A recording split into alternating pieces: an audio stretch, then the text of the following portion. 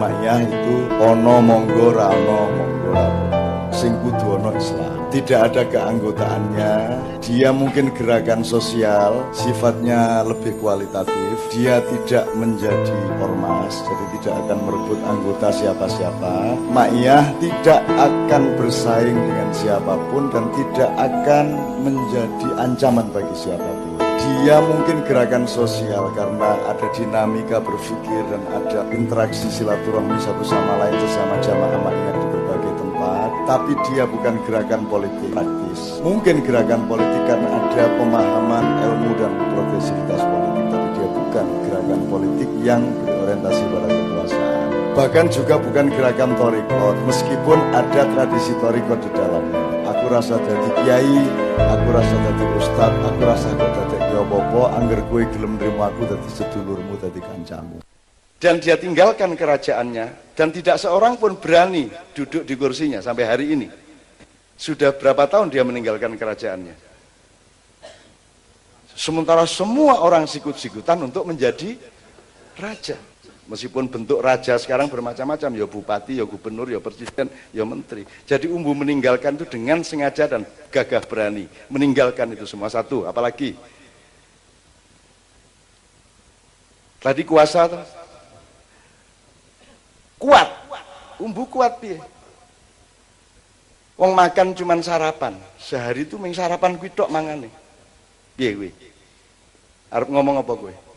Engko sarapan iki ya jam-jam 8, jam 9, kok nek dhek keturun nganti jam 10 ora sarapan, nganti sesuk lagi sarapan meneh. Coba piye kowe? Apa ora? Jadi tidak ada makan siang, tidak ada makan malam. Dia hanya sarapan. Maka dia dia lolos sarapan 6 hari toh. 6 hari tidak sarapan berarti tidak makan sama sekali 6 hari, kolaps. Sakit kan gitu. Sampai mereka sekarang datang ke sini gara-gara Umbu sakit 6 hari tidak sarapan. Berarti tidak makan siang, tidak makan sore. Harus kuat piye? Awake kuat piye? Harus sakti piye wong orang sarapan. Tuh, apalagi kaya. Mana Umbu kaya? Semua kekayaannya ditinggalkan oleh Umbu. Dia punya kuda berapa ribu, dia tinggalkan. Nek pas mulai banget lagi njupuk siji ngono tok. Dah ya, kalau ingin tahu Umbu apa? Kekayaan dia tinggalkan. Kuasa dia tinggalkan. Kekuatan dia tinggalkan, apalagi? Kepandaian. Emang Umbu pernah pandai? Emang dia pernah mau menyusun kalimat beneran? Enggak pernah tuh. Dia mesti ngomong ini, ini aja M. Ya ininya di inilah. Gitu loh, jadi dia orang gelem pinter. Ada piye kowe? Sementara kowe pengen pinter bendina, Umbu iki kalimatnya meng ini M aja lah, ininya lah, di inilah itu. Gitu. Jadi nek ditulis angel ta kuwi ininya di ini. Kuwi kaya mbahku pamanku sing paling cilik kuwi suatu hari lupa nimba untuk mbah saya. Terus ayah saya adalah yang tertua anaknya mbah saya. Terus ayah saya dipanggil sama mbah saya, namanya Muhammad. Ayah saya itu, Mat, Lutfi ku anun po. Terus ayah kan gugup, nggih kula anune. Mbah juga lupa bahwa yang disebut anu itu ndak nimba pagi itu. Nah ayah juga ndak tanya saking gugupnya, saking takutnya, nggih kula anune Lutfi. Terus sudah pulang lupa. Seminggu kemudian datang lagi ketemu Mbah lagi, Mbah tanya, "Ya apa Lutfi wis kok anu ta gurung?" "Empun Mbah, empun kula anu Lutfi niku." "Lut, kan ku nek kapan anu aja anu po."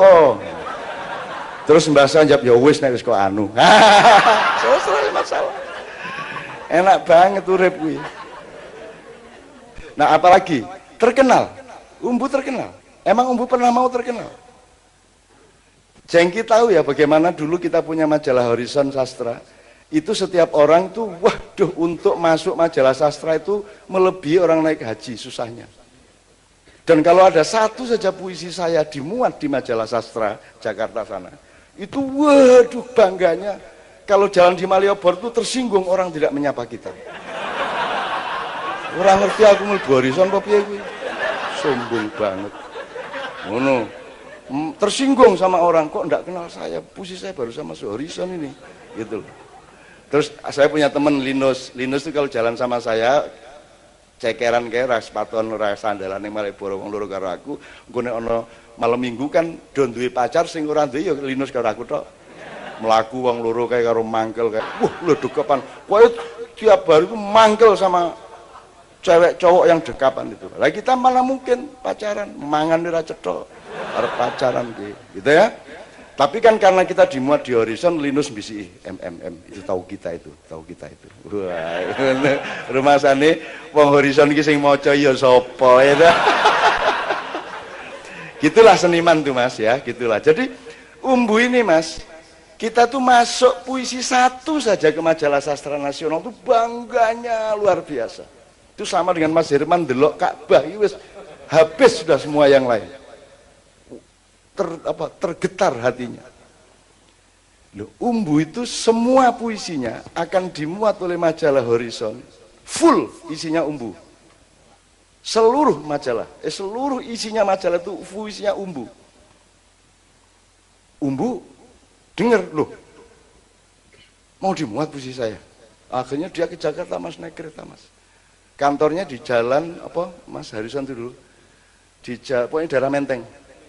Gereja Teresia itu kantor Horizon.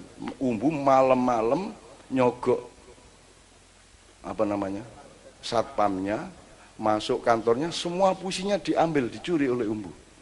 Puisinya Umbu yang akan dimuat itu dicuri sendiri, jangan sampai saya terkenal. Ngono ono wong kaya ngono kuwi. Kalau dia sampai dimuat seluruh majalah Horizon isinya puisinya Umbu tok kan, wah dia akan jadi malaikat ndak karu-karuan. Sama Umbu dicuri, jangan sampai. Loh coba. Jadi Umbu itu zahid total zahidnya. Udah, apa saja udah. Seluruh mau jadi orang mulia ndak. Anda ndak tahu agamanya apa wis.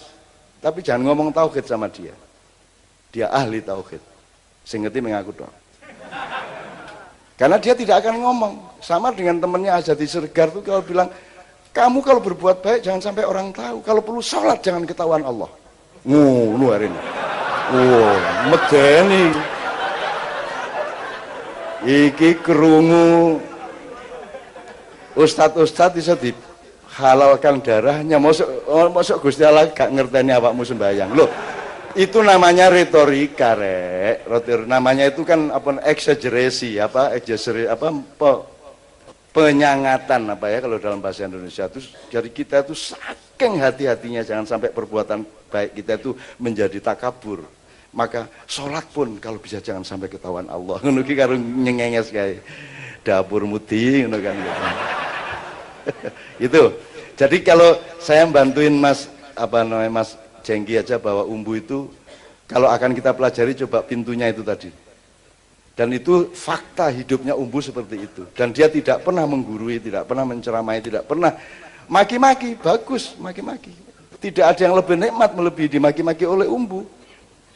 Itu dan seterusnya banyak cerita. Nanti kita cerita yang lucu-lucu ya Mas Iman ya. Yang lucu-lucu yang orang lain tidak akan paham. Wis ora mudeng kowe. Wis ora mudeng. Aku jam 11 bengi diparani keluar kita. Iya Mas. Metu wong loro duk mlaku kae aku ning mburine nek mlaku Mas. Kaya wong Baduy urut. Ora kok ning pinggire ora, di belakangnya kono jelong gede dhuwur awake to jelong ning mburi. Terus jak nang warung ngarep ETHR, Jalan Gondomanan kae ning warung pojok, warung Toro kae. Wis ngombe teh, ngerokok jam 11 bengi nganti jam 4 esuk ki ya ming ngerokok, ngombe, ngerokok, ngeteh, ngerokok. Ora ngomong sak kata.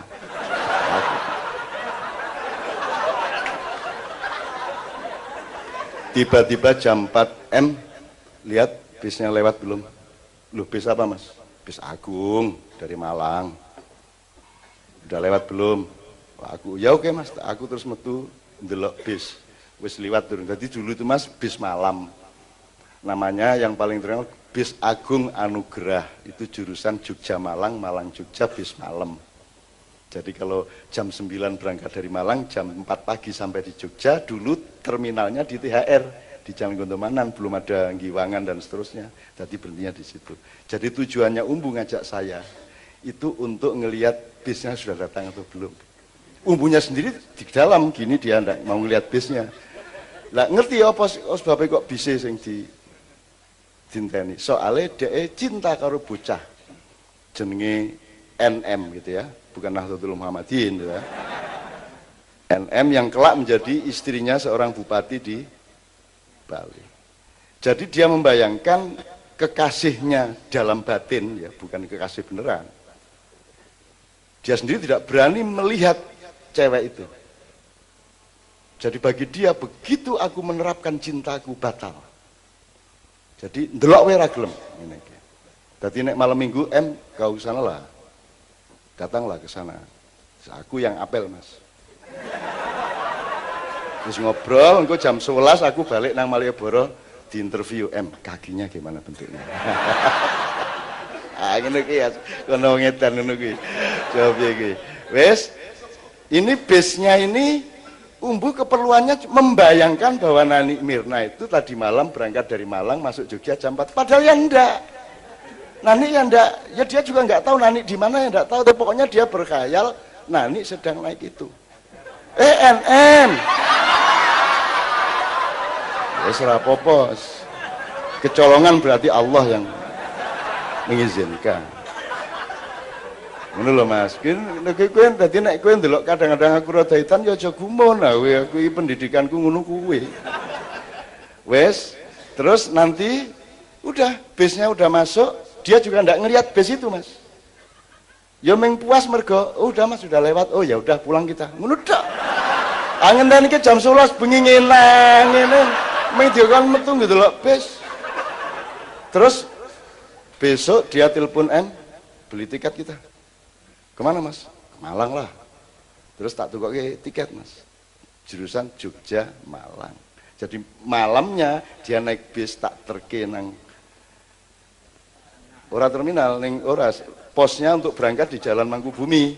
Saya antar sampai naik duduk, udah Umbu naik bis malam ke Malang. Nah, tempatnya beliau ini kan nanti turun sebelum Tugu Malang terus alun-alun itu, di situ dia turun. Nanti dia jalan belok ke kiri, jalan gunung-gunung itu. Jalan pahlawan-pahlawan, ada Patimura segala mana. Rumahnya beliau ini, si cewek ini di Jalan Diponegoro nomor 3, tadi mudun bis, melaku, melbu. Jalan Diponegoro. Nah, Umbu gitu, duk turun, jam 5 esuk kayaknya. Nang Jalan Diponegoro, begitu nomornya kan 3, Diponegoro 3. Begitu arep nomor 3 dia ngene. Rawani kae. Wes. Ya ora ndelok omahe, Mas. Wes, sampai liwat nomor 3 dia baru merasa aman. Terus balik ke jalan besar lagi nyegat bis meneh Bali Yojo. Piye kuwi?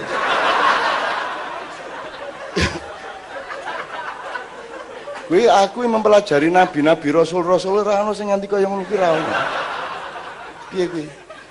Karena dia cintanya itu dihormati begitu rupa, sehingga dia tidak akan sentuh supaya tidak najis cinta itu. Ngono Mas. Dan tidak ya ngono kuwi coba. Nek kowe kuat kaya ngono kuwi, kowe tak akoni guruku. Ayo piye? Kuat tak kaya ngono kuwi, kuat dek. Wes, kayak banget Mas ceritanya soal ngono kuwi wong angel ki Umbu iki. Makanya Mas Iman ini sedang memimpin editing untuk bikin 4 buku mengenai Umbu. Dan ini tidak boleh ketahuan oleh Umbu. Kalau sampai ketahuan Umbu, buku itu dibubarkan betul sama dia, marah besar dia. Jadi dia ini yang membiayai adalah seorang pengusaha besar Cina yang setelah sama Umbu 25 tahun, itu baru dia ketemu dia, Cina ini.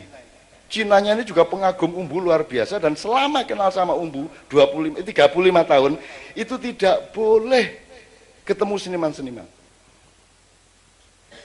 Jadi teman-teman ini tidak tahu bahwa Umbu itu punya teman itu. Baru setelah saya kemarin ke sana, pas dia sakit itu, baru Umbu perintah kepada si Cina ini untuk datang ke acara kita di rumah puisi itu. Baru untuk pertama kalinya orang si Cina itu, si pengusaha itu ketemu sama teman-teman. Dan pengusaha ini luar biasa juga, cintanya sama Umbu. Dihormatinya luar biasa, dia bikin rumah untuk bapaknya, si Cina ini. Begitu rumahnya jadi, bapaknya mati. Terus dia bersikap, kalau gitu rumah ini memang untuk umbu ini. Wah, umbu dikai omah kuwi. Umbu kok dikai omah.